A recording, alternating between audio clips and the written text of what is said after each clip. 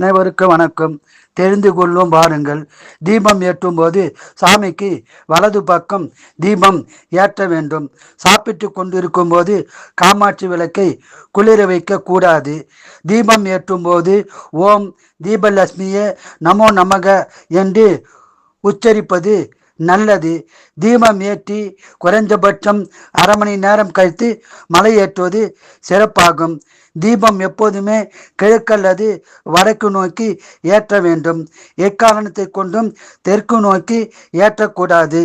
சனிக்கிழமை முதலில் மருத்துவமனை செல்வது அல்லது மருந்து சாப்பிடுவது தவிர்ப்பது நல்லது. சனிக்கிழமை வீட்டில் இறப்பு நேர்ந்தால் அது தொடர வாய்ப்புள்ளது. பிறந்த நாள் அல்லது பிறந்த கிழமைகளில் திருமணம் செய்வது உகந்ததல்ல. புதன்கிழமை திருமணம் செய்வது சிறப்பாகும். பொன் கிடைத்தாலும் புதன் கிடைக்காது என்பர். பொதுவாக புதன் வியாழன் வெள்ளிக்கிழமைகளில் திருமணம் செய்வது சிறப்பாகும். கடவுளை எப்போது வேண்டுமானாலும் வணங்கலாம்.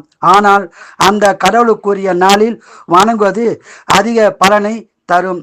ஞாயிற்றுக்கிழமை சிவபெருமான், பைரவர், சூரிய பகவான், காளியை வணங்குவது நல்லது.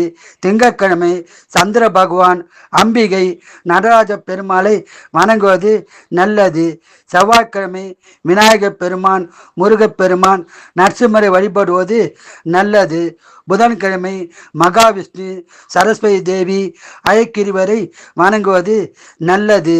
வியாழக்கிழமை குரு பகவான், தட்சிணாமூர்த்தியை வணங்குவது நல்லது. வெள்ளிக்கிழமை மகாலட்சுமி, ஸ்ரீ ரங்கநாதர், மாரியம்மனை வழிபடுவது சிறப்பாகும். சனிக்கிழமை பெருமாள், சனீஸ்வரர், ஆஞ்சநேயர் வழிபடுவது சிறப்பாகும். காலையில் வீழ்த்தவுடன் உங்கள் குலதெய்வம், இஷ்ட தெய்வத்தை நினைத்து உள்ளங்கையை பார்ப்பது நல்லது. வாழ்க வளமுடன், நீங்கள் நலமுடன். நன்றி, வணக்கம். பிடித்திருந்தால் லைக் பண்ணுங்க, ஷேர் பண்ணுங்க, சப்ஸ்கிரைப் பண்ணுங்க. மறக்காம பெல் ஐக்கான் பட்டனை கிளிக் பண்ணுங்க. நன்றி.